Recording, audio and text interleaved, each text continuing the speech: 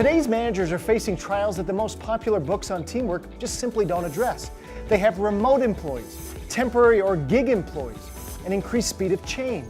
This is where our research comes in. We have surveyed more than 850,000 people to understand modern team performance.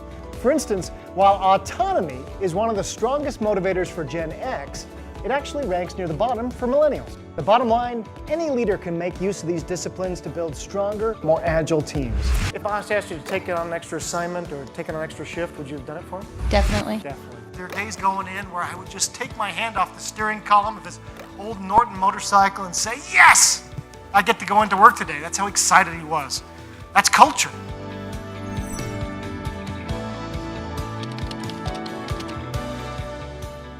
By now, most managers realize their competitive advantage comes in the form of their people, but few of them know how to get their employees all in.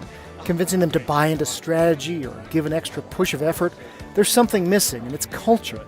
That's where our research comes in. We've worked with some of the world's most innovative organizations, and we share data and case studies to help managers at all levels build high-performance cultures where people buy into goals and mission and believe they can make a real difference.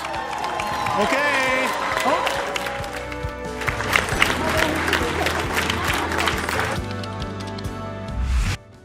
As we're trying to attract people to come work here, as we're trying to retain people and get them motivated, we're going to talk a little bit about that idea, about recognition, about rewarding our people. We're also going to talk about motivating our people, what it is individually that motivates them. Impact. We're going to talk a lot about impact and mission. 80-year-old Bell Helicopter. Mitch Schneider took over in 2015, started with the company as a junior engineer and had 15,000 employees. So over 80 years, they saw their market share again slowly going down. He says, I created an innovations team that would work cross-functionally with all of our different departments. And he says, at first, it did not go well. He says, so I realized we got to change things up. And he says, I brought my group together. He says, guys, we got to create a safe place. He says, first off, anyone on our team can ask questions or make suggestions without fear of looking stupid. There's no dumb idea. He says, the second thing is we're going to be respectfully challenging of each other without ever acting negative. Anyone can suggest an innovative idea without being perceived as disruptive. And he says, and the debate started. And he says, eventually, they started listening. They started kind of challenging that status quo. And he says, I felt like that was the tipping point.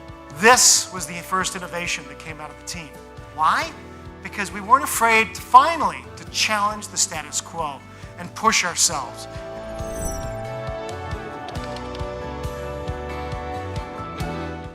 Nicely done, Bertha.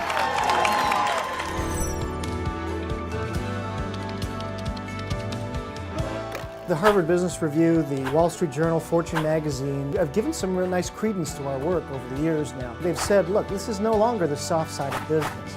Is there potential locked within your workforce or within yourself?